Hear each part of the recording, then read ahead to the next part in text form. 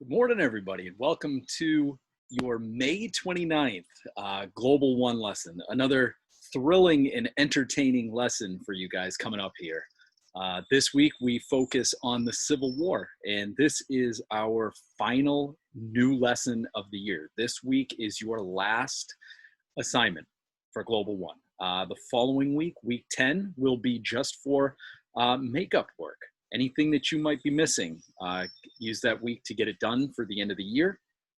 So this is what we've been leading up to. This is what we've been talking about for weeks. We're only going to spend this 1 week on the Civil War because if you guys know me, you know that the causes of it are just as important, if not more important, than what actually happens here in the Civil War. And then we look at the effects afterwards that the Civil War has, which are significant.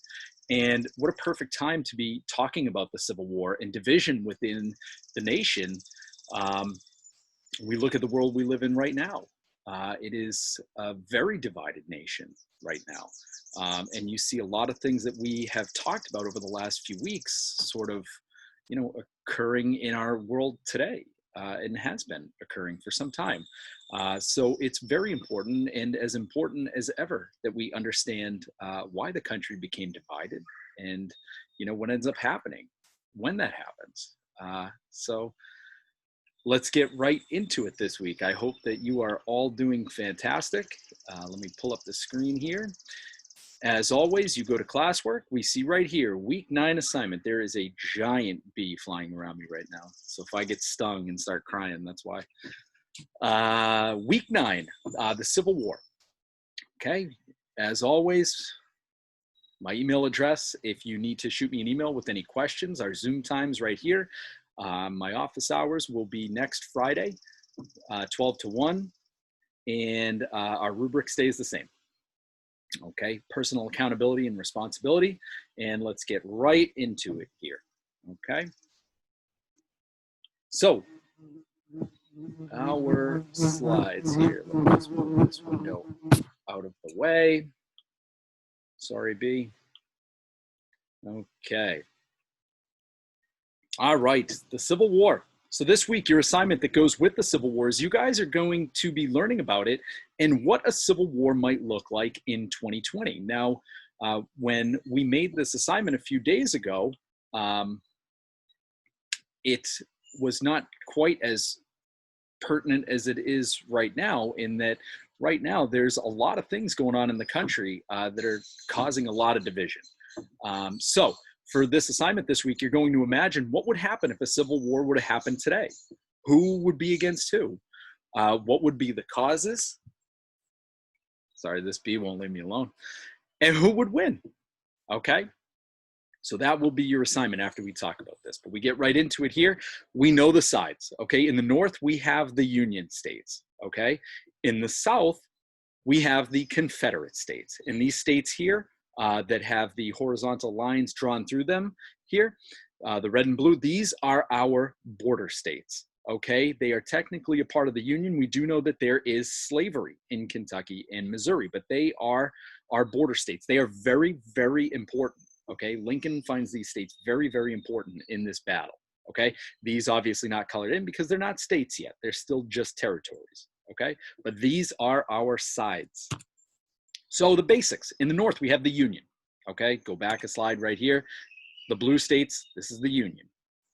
In the South, we have the Confederates. Okay, Northern Republicans do not want the spread of slavery. That is what they want. Our Republicans are anti-slavery. They're mostly moderates whose belief system falls somewhere between popular sovereignty, which is allowing it to be decided by the people, or anti-slavery. Okay, and you have your abolitionists who want to abolish slavery and give African Americans equal rights as whites, and they are our radicals at this time, okay? But for the most part, they're mostly moderate Republicans, okay, who don't want the spread of slavery, okay? They believe it morally wrong, and they want to end the institution of slavery, and at the very least, keep it from spreading, okay? So when you think your Northern Republicans, you're gonna think Lincoln. Okay. And then the chain as it goes down through history to your Henry Clays and even Hamilton to a certain extent, even though that's a little bit of a stretch. But when we looked at that political synthesis chart a couple weeks ago, okay, that's kind of the, chain of causation there, the political ideologies. Okay. And in the South, you have your Southern Democrats who are pro-slavery. Okay. And you have Northern Democrats too who are pro-slavery. We'll get to them in a little bit. Southern Democrats are pro-slavery. You want to think about your Andrew Jacksons, your Thomas Jefferson, okay? States' rights, loose interpretation of the Constitution, agriculture, okay? So the strengths of the North, and there are many. They have twice as much railroad as the South, which is enormous because they can transport goods and troops faster. They have twice as many factories, which is vital for making supplies, which will run out fast. Industry, more money. They have deeper pockets. They can spend more. They can make more. They can spend more. And they have a functioning government. Okay, it's the South that is seceding. We already have a functioning government. Okay, it's the South that is going to have to create a new government. Okay, that's pretty big. And also pretty big is the fact that 2/3 of the entire population lives in the North at this time. Okay, 20 million in the North, 10 million in the South. And of that 10 million in the South, 4 million of that number are slaves. So really, you're looking at 20 million in the North and 6 million in the South that we're looking at fighting numbers here, okay? The strengths of the South, the Confederate had the best trained military officers. They do. At West Point, many of the highest ranking graduates from West Point, many of the best generals in the entire nation at this time are from the South. Stonewall Jackson, Robert E. Lee, okay? The South has the more well-trained generals. They had a wealth of food because they're based on farming, okay? But they're growing things like tobacco, cotton, rice, corn. You can only eat 2 of those, okay? So they have that advantage, but not not completely, okay? They only had to fight a defensive war, which is much easier than attacking. So that's certainly a strength for the South here, okay? And they have a strong belief in the cause they are fighting for, slavery and states' rights, okay? And that goes a really, really long way. When we looked at the American Revolution, we talked about having a strong belief in your cause being such an enormous factor when fighting a war, okay? We were fighting for our independence and our livelihoods back in the American Revolution. And the Southern states truly believe at this time that they are fighting for their way of life, okay? They're going to use that as their advantage. So the fighting begins, okay, on December 20th, 1860, just over a month after Lincoln was elected. He hadn't even taken office yet. He had just been elected in early November 1860, okay? South Carolina secedes from the Union. In the next few weeks after this, 6 more states will join. Texas, Florida, Alabama, Georgia, Mississippi, and Louisiana all secede from the United States. Okay, they form what they call the Confederate States of America and elect Jefferson Davis as their president. In the Civil War, the actual fighting begins on April 12, 1861, when a Confederate attack on a federal ship from the North getting supplies at Fort Sumter occurs. Okay, so there is a Union ship which is coming into South Carolina, Fort Sumter, to get supplies, and the Confederates open fire on this ship. They attack it, okay? That is an attack on federal property. And after this attack, Virginia, North Carolina, Tennessee, and Arkansas also secede from the Union. So now we look at the map of this, okay? So these are our states that seceded shortly after South Carolina did in December of 1860. So South Carolina goes first. These states down here follow in the weeks after. And then on April 12th, okay, when the Union sends a ship down to Fort Sumter, okay, and the Confederates attack, these states here, okay, these brownish tan colored states here secede, okay? So now we are looking at our sides, and you can see here our border states, okay? But we have the lines drawn, and we remember the fighting from last week over Kansas here, okay? Kansas is a Union state. Okay, think back to last week when we talked about the Kansas-Nebraska Act and we talked about bleeding Kansas. Okay, Kansas is a Union state. Fighting the Civil War. Okay, so advancements in weaponry at this time led to death on a massive scale. Increases in technology, new ideas, ways to kill people faster and in mass. Okay, the bullets at this time are much more deadly. This is the deadliest war in United States history. The Union uses something right out the chute called the Anaconda Plan. This is to blockade the southern coast so that the South can't receive supplies by water or trade cotton for money with Great Britain. They also look to control the Mississippi River and surround the Southern forces with army and naval forces to choke and starve them out. Okay, it's a war tactic. We looked at it during the French Revolution. Okay, when a country tries to create a blockade to keep supplies and food from coming in, you try to literally starve out or make it so they have no supplies, the opposing side. Okay, it's a pretty strong war strategy, okay, and it's used here. And the last part of the Anaconda Plan is to secure the capital to break up the Confederacy. Now, it's never fully implemented because the Navy of the Union is too small at this time to really keep it from being overly effective, but there's a big debate about whether it does work in the long run or not, okay, and here's an image here.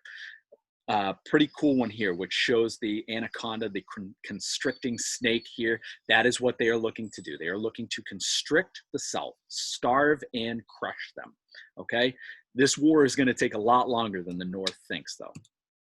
By 1862, it becomes clear that resources, soldiers, weapons, supplies would run out fast for both sides, and each side needs a way to replenish these. In the North, the federal government has the authority to impose taxes and a draft because they had more power than the states. Okay, when we look at that balance of government that we talked about a while ago, the federal government has more power than the state governments. In the South, they do not want that. They want the states to be more powerful, and that's going to be an issue for them. Okay, the South has a much harder time because, again, states' rights were important. Southern states could refuse to send men, money, supplies if they chose, okay? And that's vital in this. To combat this, the Confederate government, the newly formed Confederate government, passes a number of laws. They institute a draft where they will draft men between the ages of 18 and 35, which they then extend to 45, which they then extend to 50, okay? Because they need more people. They enact a law to take over the Southern economy. They enact a law to take over the railroads, there are much fewer railroads in the South than there are in the North. They force farmers to give 1/10 of their produce to the war effort. And they create a law to seize slaves to force them into the Confederate Army. Okay? Some states refuse to abide by these laws because, after all, states' rights, am I right? Our Northern Democrats in Congress, okay, now our Democrats are pro-slavery, remember, okay? So there are Democrats in the North as well, okay? And these Northern Democrats are complaining that Republicans are going to bring these freed blacks up north and they are going to take the jobs of the whites. They're trying to use this propaganda to gather sympathy for the Confederate cause here, okay? And they are trying to stir up fear that by freeing these slaves, they are going to come to the North and they are going to take the jobs of the white people, okay? And these Democrats are called Copperheads. Lincoln uses extreme measure to silence them. He shuts down their newspapers, denies them the use of mail, because he is afraid that border states would vote to secede. And we look at our border states as Kentucky, Missouri, and West Virginia. He suspends habeas corpus, which is a person's ability to report an unlawful imprisonment in Maryland, and he jailed state legislators. He declared martial law, which is military authority, in Kentucky for the same reason, because he believed Kentucky, these border states, were critical to the war, absolutely critical. Some thought he abused his presidential power by doing this, but the Constitution allowed for all of it, okay? And we need to remember that Lincoln is a former lawyer who is a man of the law. Above all else, Lincoln is a man of the law. He holds the Constitution in the highest regard, okay? He is a man of the law, okay? And that's what puts Lincoln in a difficult position when it comes to slavery, okay? The Constitution requires Lincoln to preserve and protect the Union. And you are now in a civil war. You are not preserving and protecting the Union right now, okay? It is seceded. It is broken up. He needs to unite it, okay? But the Constitution doesn't give him authority to end slavery. As a matter of fact, the Constitution upholds slavery. It never mentions slavery, but the 3/5 compromise alludes to slavery, that enslaved peoples, African Americans, are the equivalent of 3/5 of a person. And they also have the fugitive worker law that if a worker, not a slave, it's not implicitly stated, but for all intents and purposes, it is a slave, escapes, they are to be returned because they are property. So Lincoln is going to have to pass an amendment eventually to abolish slavery within the Constitution so that it can become the letter of the law, okay? At the time, though, Lincoln is able to find middle ground by giving the Emancipation Proclamation. He issues this on January 1st, 1863, after the Battle of Antietam, okay? It states that all persons held as slaves within rebellious states are and henceforth shall be free, okay? Southerners hate it. European nations respect it, and the South tried to gather support from Great Britain and from France to help them fight against us in the Civil War. And this goes a big way to sort of keeping that from happening. And it inspires slaves to escape to the Union Army, and many of them join the Union military, okay? In November of 1864, General William Tecumseh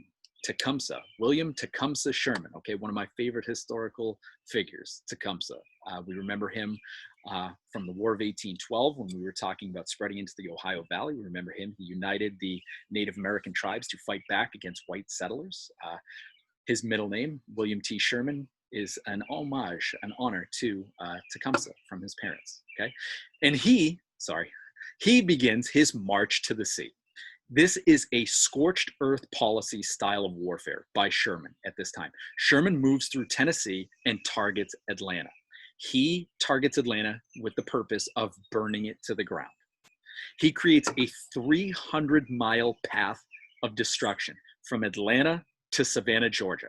Sherman's men destroy buildings, bridges, railroads, they kill livestock, they take grain. And if you guys remember back to the French Revolution unit, when we talked about Russia employing the scorched earth policy against Napoleon, same thing here, scorched earth. If you destroy the resources, the opposition cannot use them, okay? They cannot use the buildings for shelter. They cannot use the bridges to cross waterways. Once the troops have crossed the waterways, they destroy them. Railroads, you can't transport goods, soldiers, okay? There's even images, you can find them, of the Union soldiers, Sherman soldiers, taking the railroad tracks and wrapping them around trees, okay? To dismantle them so they can't be used. Killing livestock, taking grain so they don't have food, okay? Here is a map of Sherman's march to the sea, moves all the way from Tennessee into Atlanta, where he begins this path of destruction all the way to the Atlantic Ocean, okay? And we see here in this map also the blockade of the ports, okay?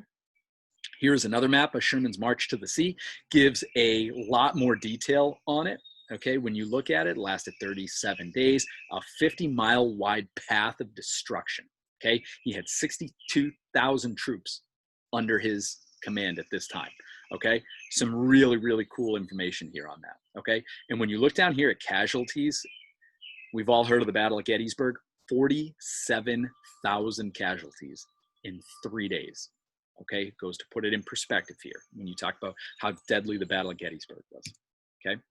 Ending the war, we're gonna jump right ahead here. The war ends, as you can see down here, in April of 1865, but we go back a little bit to January 31st of 1865. The 13th Amendment is passed in the House of Representatives. There is an enormous story behind the gathering of support that goes into this. This was a very, very difficult amendment to pass. It had failed so many times. And the 13th Amendment, what it does is it abolishes slavery. So obviously it was very difficult to pass this, okay?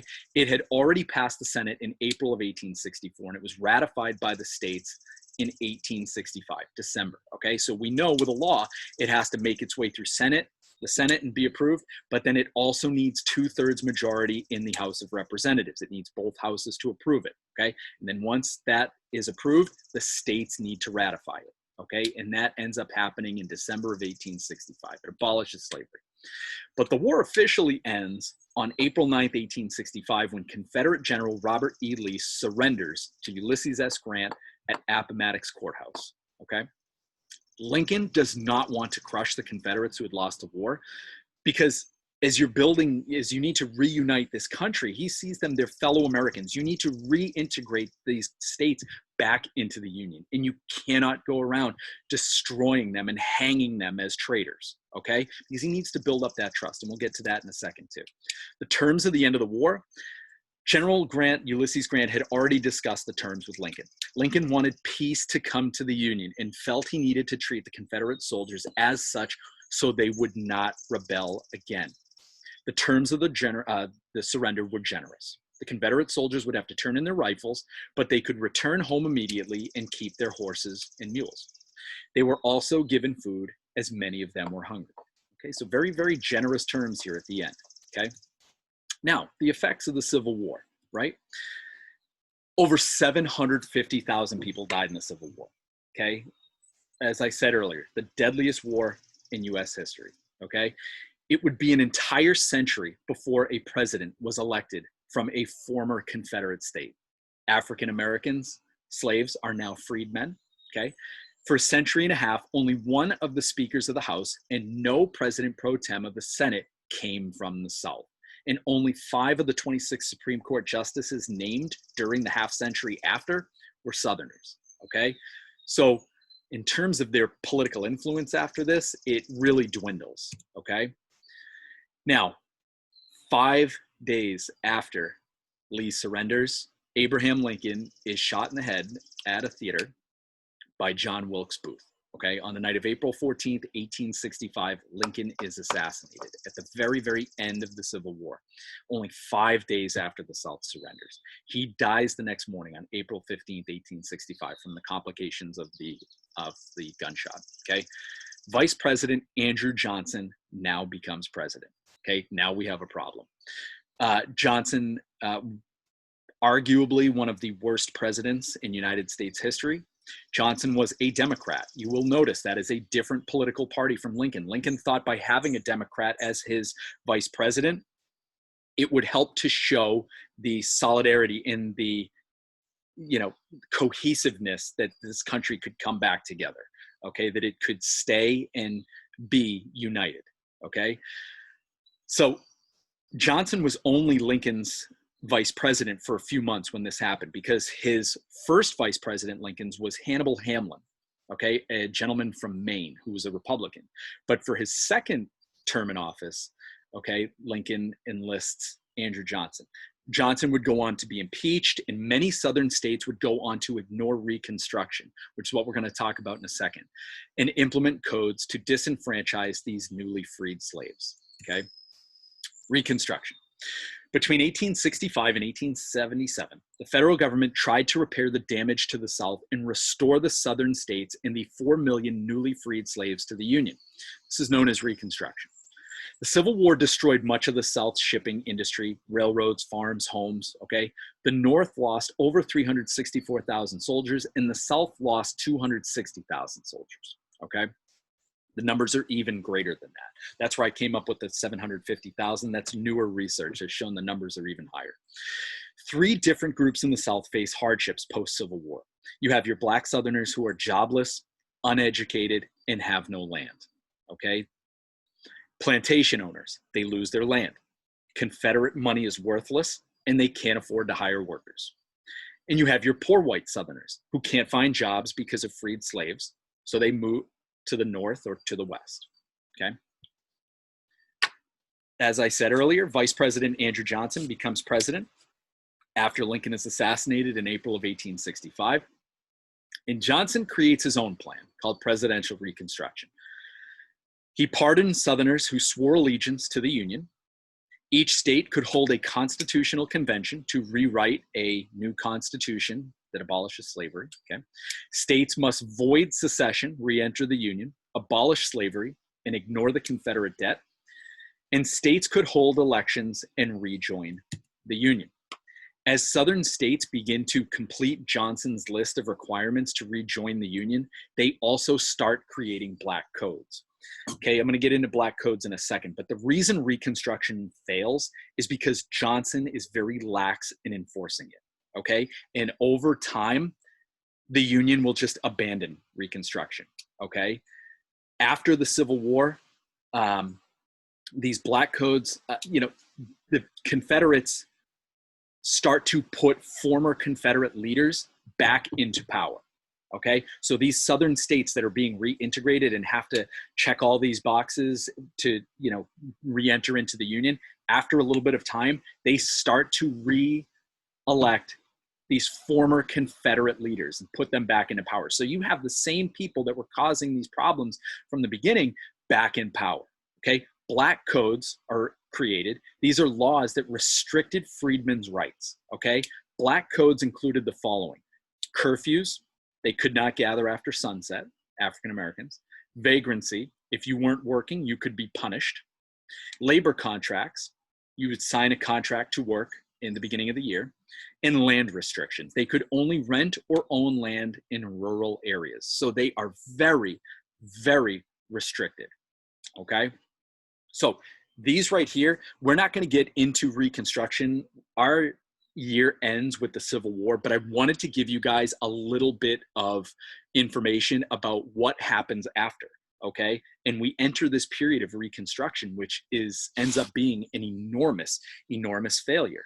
And with the institution of these black codes, you see this racism, this white supremacy, segregation, all of this grows from this period of time.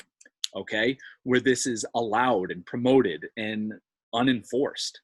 Okay, and you see the birth of hate groups like the Ku Klux Klan at this time.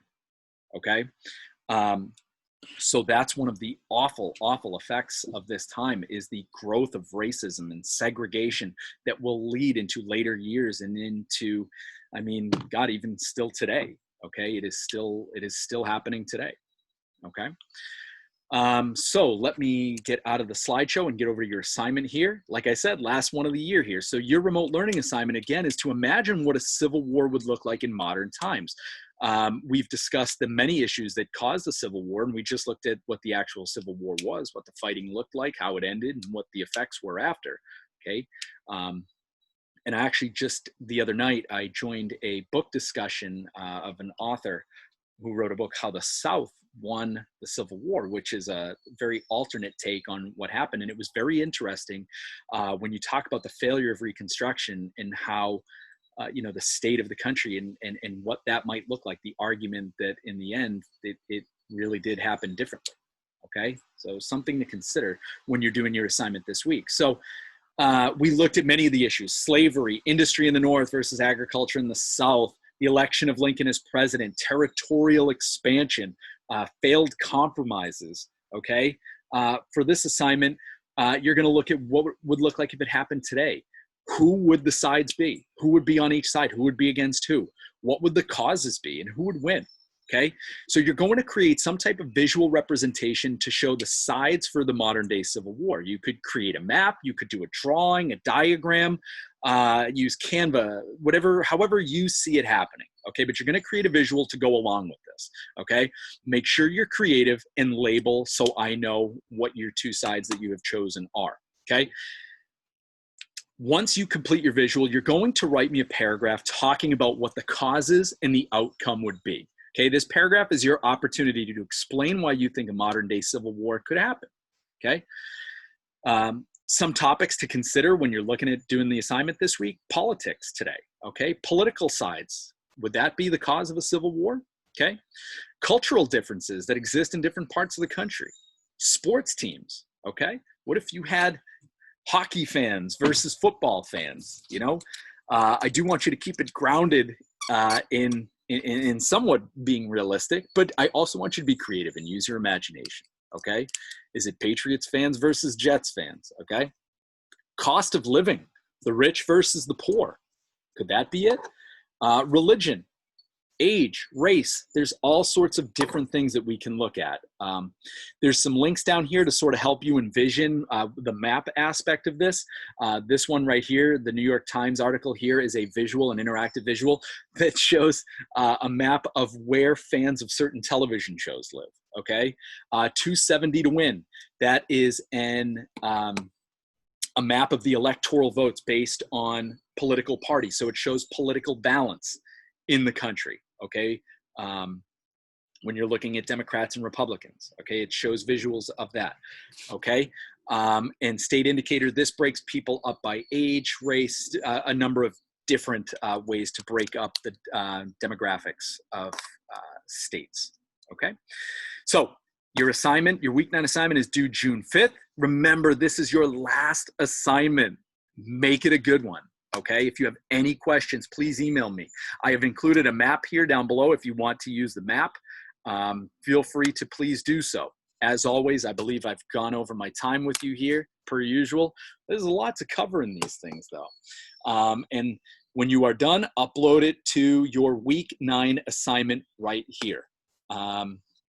That is all that I have for you guys. Again, last assignment. Next week is devoted strictly to makeup work. If you've missed anything, it is your opportunity to make up whatever it is that you're missing.